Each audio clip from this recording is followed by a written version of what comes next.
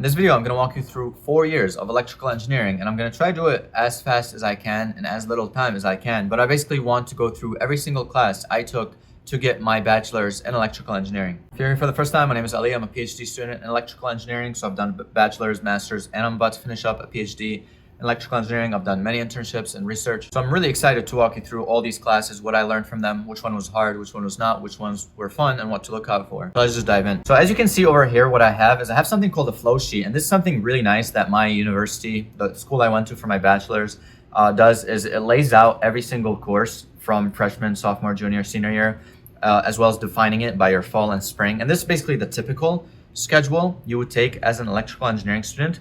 And what's really nice about this is if you were to highlight a class, it shows you the prerequisites. So in yellow, we can see on the left over here, these two guys, like for example, Calc 3, in order to take that, you need to take Calculus 2 and Calculus 1. But once you take Calculus 3, what that leads to is now you have the fundamental knowledge to learn, in this case, applied electromagnetics, probability and statistics, and energy systems. So I really like these flow sheets because they really give you a quick understanding of what's going on. So as far as your freshman year, I'm going to go through the freshman year classes pretty quickly because I basically want to get into the meat, the hardcore electrical engineering classes, which is sophomore, junior, senior year. So freshman year, you basically take Calc 1, which is basically the branch of mathematics that deals with rates of change, things that change, and basically being able to measure how fast they change or how slow they change. And that's pretty much like the fundamental idea. You learn about the fundamental theory of calculus, and you basically take that as, and obviously because in the real world, things are constantly changing. And when you're doing physics calculations, you want to understand how fast these things are changing. Calculus is extremely important. Now, I also took Chemistry 1, which I don't really understand why chemistry is taught for electrical engineers. The only thing that would make sense is because in the first chapter, or one of the first few chapters, you learn about charges and molecules and atoms, which really these things are a branch of physics, but they're kind of grouped under chemistry. So that is kind of relevant when you learn electromagnetic physics. However, some of the stuff later down the line, like the reactions, whatnot, I really don't think it is quite useful. However, it is, I guess, freshman year class.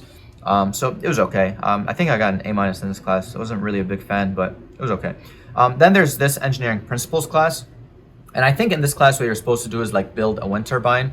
I didn't take this class. Instead, I took an introduction to computer science because at the time I was still debating about computer science. And even though I did like the computer science class, I didn't end up going with computer science, and I have a separate video about that. I'll put it in the description. And then for my gen eds, I took a writing class, and then I took something else. I forgot, some type of seminar, and writing was really good. I ended up having a really good teacher, so that was good. In the spring, I took Calculus 2, which is a continuation of Calculus 1, and where Calculus 1 deals with differentiation, so which is basically stuff that looks like this. Derivatives, like you see d over dx, you take a variable and you're calculating how much it changes with respect to some other variable. Very often time would be the thing that we write derivatives off of.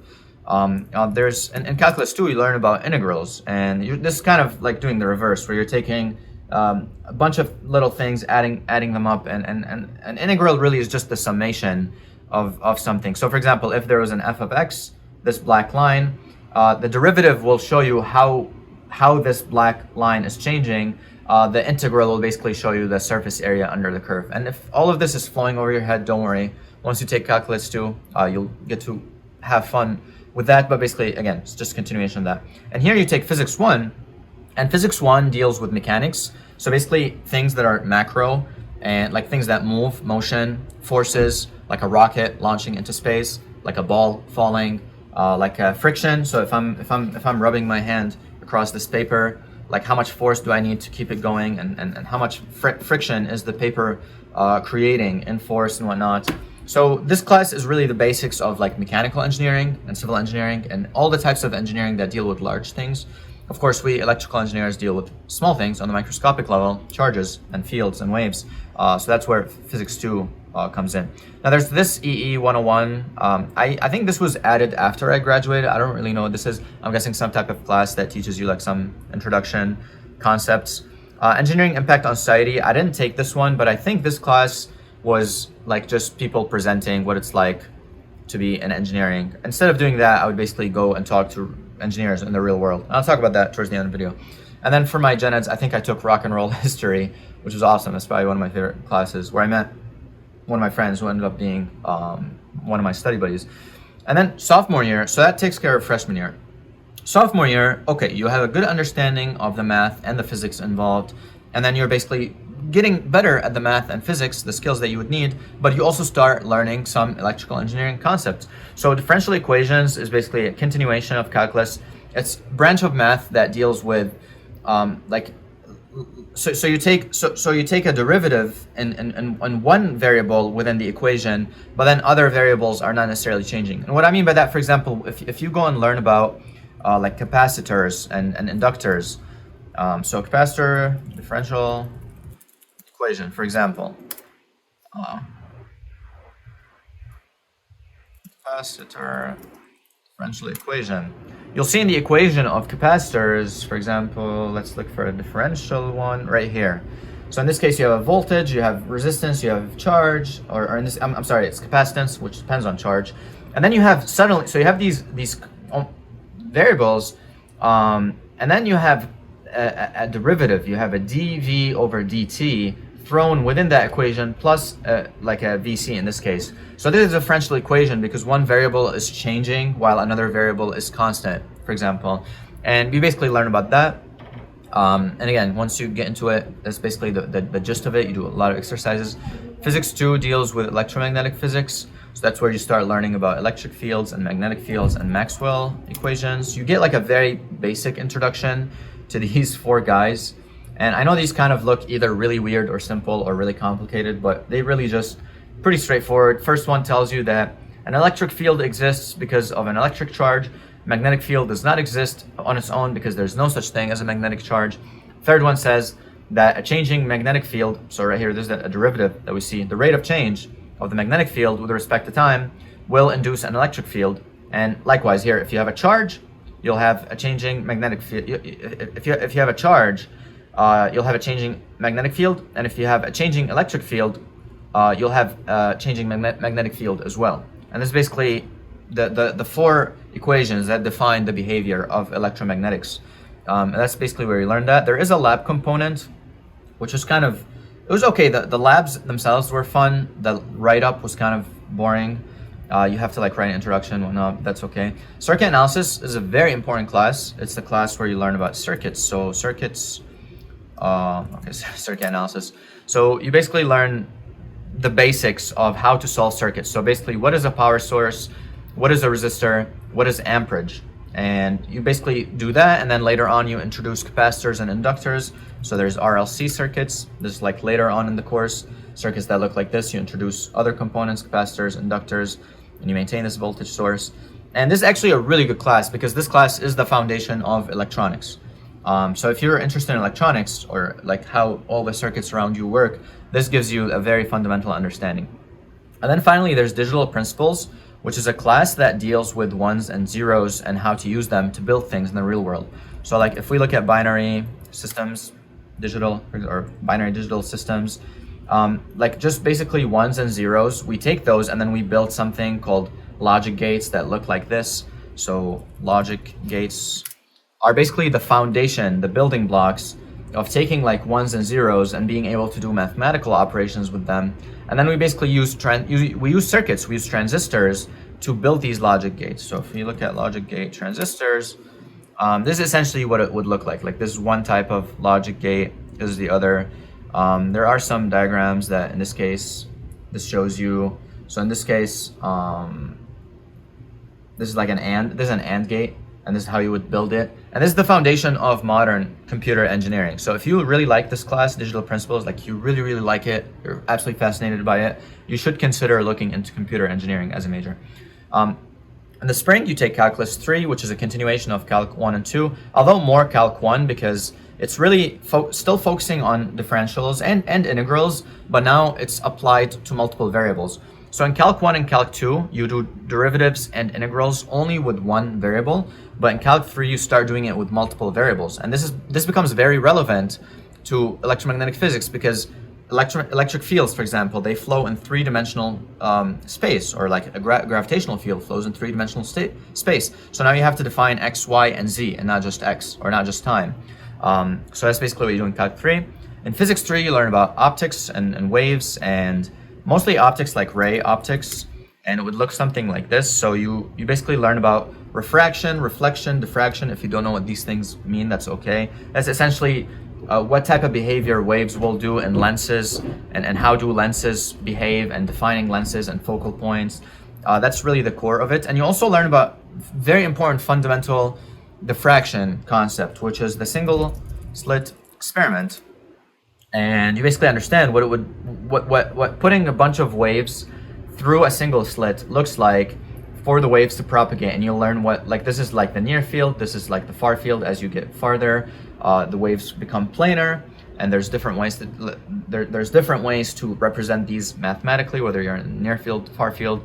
And this is basically how electromagnetic waves propagate. For example, if you have an antenna that propagates, or a laser that propagates, this class is very important for learning that. So physics 3 is very important.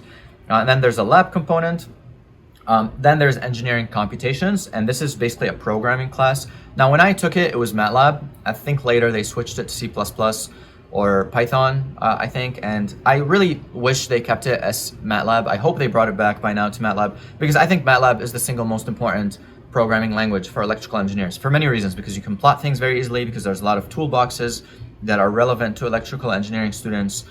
So I really think that MATLAB is very important. I'll probably make a separate video on the best software for electrical engineering, but this is basically what we learn here. And then finally, signals and systems. And oh my God, this class is so, like, let me just show you what the math looks like in signals and systems. Like, let's look at Fourier transform, which is really the core. Like, look at this. When you look at this as a sophomore in electrical engineering, you're like, what is going on? And when you look at this table, for example, of some of the Fourier transforms, this is kind of like a shortcut table.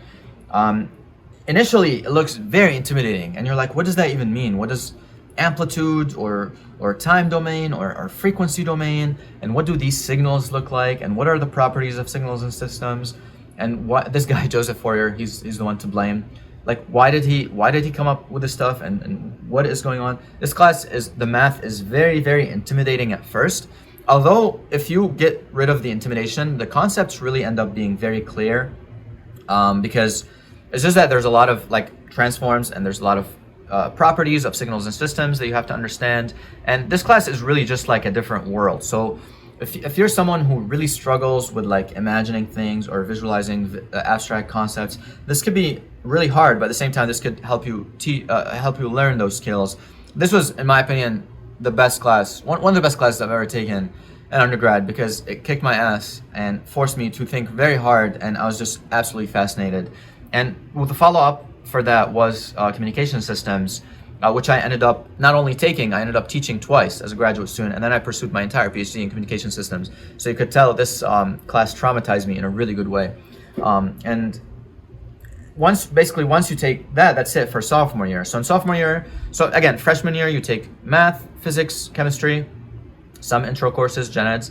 And then your sophomore year, you take more math, more physics, but now you're taking circuits. You're learning about binary systems and computers, and basically what builds computers. And then you're learning about how to program, and then you're learning about signals and systems and the properties of signals and systems. And signals can be anything, like me talking right now to the camera or to the microphone. This is a signal, like the vibrations are a signal that are being detected, processed, and then they're going to your ear as a signal as well. And then the system in this case is like the channel, whether it be the air or the phone that's processing stuff. And I'll make separate videos explaining these things in detail. Okay, so now on to junior year. So this is where the heavy stuff are, and that is essentially your electronics. So I mentioned that circuit analysis will help you understand resistors, capacitors, inductors, like basically electricity flowing through a wire. But then once you get to the electronic circuits classes, you start dealing with far more intense circuits that look like this.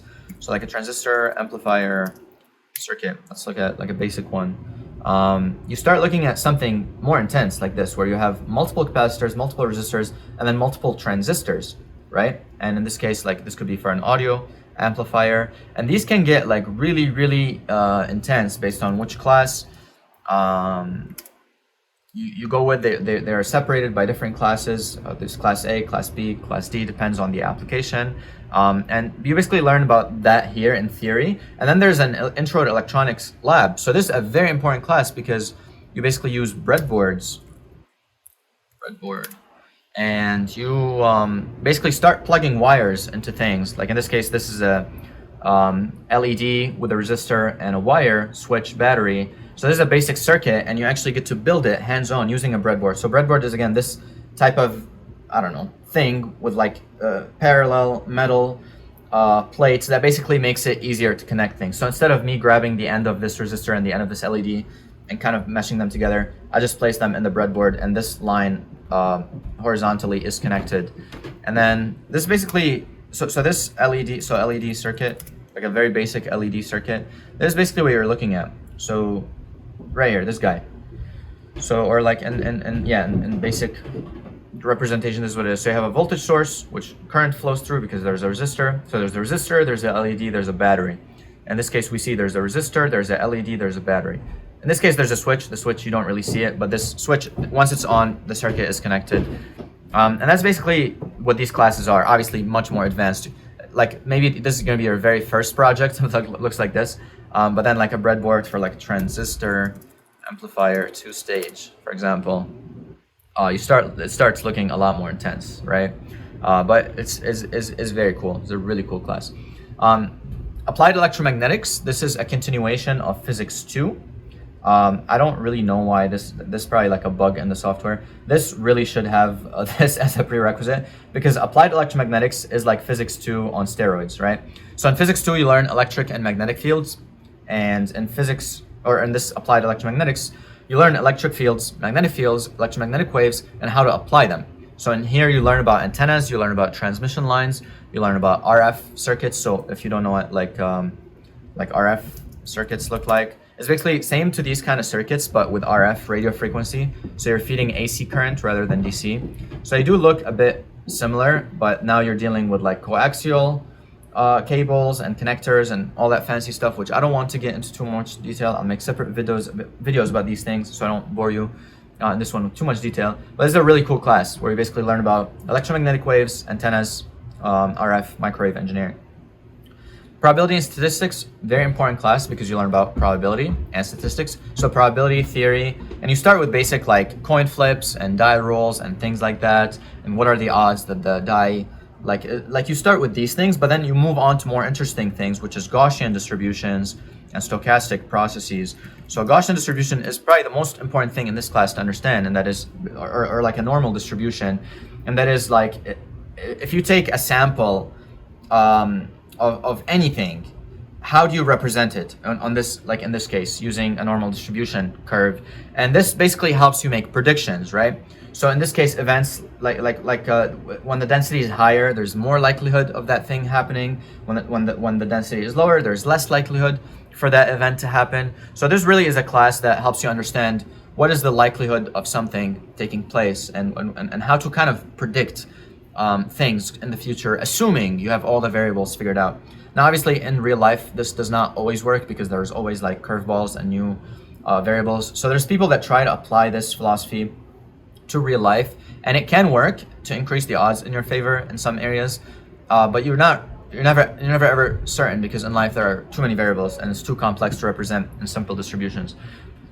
If you're interested in that, I recommend, there's a book called Fooled by Randomness by Nassim Nicholas Taleb. It will get you a really good understanding. There's also another book you could read called, right here, Statistical Consequences of Fat Tails, and I would really recommend this if you're interested in this kind of thought process of probabilities and predicting things. And fat tails are like unlikely events and catastrophic events and things of that nature. So yeah, you should probably look at that. And that basically takes care of the fall. And then in the spring, you take the continuation of the circuit class, the electronics, the lab, and then here you learn about communication systems. So in communication systems, you learn about basic transmitters, channels, receivers. So basic communication system block diagram. This is what it would look like. Well, we don't really need an explanation. We just need the block diagram because I'll provide the explanation. So in this case, if you have your information, like in this case, your ones and zeros, the encoder, source encoder, I think just basically gets rid of any redundancy. The channel encode, well, actually this is too complicated. It's gonna go over here. This is a much simpler one. So in this case, you have information source, ones and zeros, transmitter, something that takes those ones and zeros and sends them in the air. So in this case, like a radio channel, which in this case, let's say it's air, because the air has molecules and other signals, there will be noise. And then your signal is received by a receiver, in this case also has a radio, and then the information is decoded, so you get your ones and zeros back. So in this case, this is a communication system. So my brain is the information source, right? My brain is coming up with ideas and words, and you can think of those as the ones and zeros. And then I'm taking those and I'm modulating them, I'm equipping them on my mouth, and I'm making vibrations with my mouth as a transmitter. So my mouth is propagating those signals, and then the channel is the air, right? So my words or my signals are traveling through the air, and then your ears are the receiver in this case. So your ear would be this receiver, and then basically your brain is going to be the information destination. So your brain will take those weird sounds that I'm making and interpret them, because you understand English, hopefully, if you made it this far in the video, and you'll be able to understand the meaning, okay? And that's basically the foundation of communication systems. It's awesome. Again, I love comms. My work is on satellite communications, so satellites talking to each other. I'm trying to make satellite communications faster.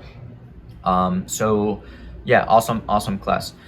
Embedded systems is a really fun class because you get to do things that are hands-on. So here you learn about microcontrollers. So like a microcontroller is basically like a mini computer that you can work with. And like, for example, there's an Arduino microcontroller. As you can see, there's like a little chip here, and there's connectors, and there's other stuff going on, and there's like a power supply, there's like another, I think there's another also for power. And you can basically use this to build projects. So like Arduino projects. So in this case, you have like a LCD screen that's demonstrating something. I think it's telling time. Yeah, so this is actually a clock. It's pretty cool. Or like, I don't know, like this circuit is doing something. Or you could use it to like build like moving vehicles or whatnot. So you're basically in this class learning about small computers that serve specific application, and basically how to program those small computers to do what you want, right? And you'll learn about sensors and actuators. Like for example, in order for this car, this computer is gonna have to tell the wheels to turn, right? And it's gonna have to tell like an LED in this case, or LCD to blink, right? Or in this case, you can play chess with it, which is awesome. I love chess. And that's basically this class. Is very cool, and especially if you're into programming but you still want to pursue electrical engineering, this is the right area to be in. Also, if you're into computer engineering, this is the right area to be in, because microcontrollers are small computers essentially, and this is what you would be learning. And then finally, there's the fundamentals of energy systems, and this is where you learn about energy systems and power grids. So like power grid, and how these guys operate, and like three-phase energy and what that means, and how the energy is distributed, and the efficiency of how efficient are you at being able to carry power from point A to point B, and all the economics involved in that. So if you really like this power systems or energy systems, if you really like large numbers like watts, kilowatts, megawatts, gigawatts, this is the class for you, because you end up understanding how these massive amounts of energy are generated and then transferred and solved for. And that basically covers junior year. And junior year, again, is kind of the most intense because you learn a lot. Hopefully by the end of junior year, you have figured out which class you like the most and which one you want to specialize in, such that all these electives will be hopefully in like one or two areas that you really liked. For me, the classes I liked the most were applied electromagnetics and communication systems. So for my electives, I ended up taking more RF communications, antennas, microwaves, as well as digital communications, I think radars, biocommunications, things like that. But then you do have a senior seminar, which I think there's like a professor that gives you advice about what to do in the real world. HDL-based digital design. This is a very cool class, because in digital principles, do you remember those ones and zeros I showed you? In HDL, you get to program them directly. So like in normal programming, like Python or C++, you write code that compiles into assembly language, which then compiles into ones and zeros, and then these ones and zeros tell the transistors what to do. An HDL-based program, and HDL stands for hardware descriptive language, I think.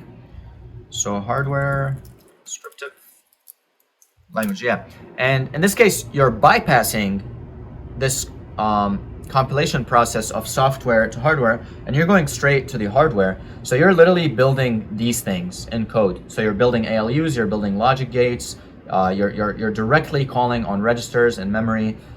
So this is a really cool class. Again, if you really enjoy computer engineering concepts or this digital principles or digital circuits in general, this is the foundation for digital circuits. But it's cool because you basically program them rather than like draw them in circuits. And then finally in the spring you have your senior design, and then you have some more electives. And senior design, I think you get together with a bunch of people and you build something, and then you present it, and then they clap for you, and then they hand you your degree, and then you have a bachelor's in electrical engineering. So this pretty much covers it in a nutshell. I know I was speaking really fast. One important note I want to mention: as you're taking these classes like freshman, sophomore, junior, senior, you want to make sure that in these summers between them, you're doing internships, right? Internships are extremely important. If you have not done one before, don't panic. It's not the end of the world. You can still get one, or you can still do some sort of project that can represent an internship or something like that. But in electrical engineering, classes are important because that's where you're gonna learn the basics. But more important than classes is getting real world experience and internships. And I've done many electrical engineering internships and I loved all of them, and they taught me so much. And I'm gonna put a link in the description for electrical engineering internships and how you can learn from them. And it may even show up over here, so you should check that out if you haven't already. Peace, love.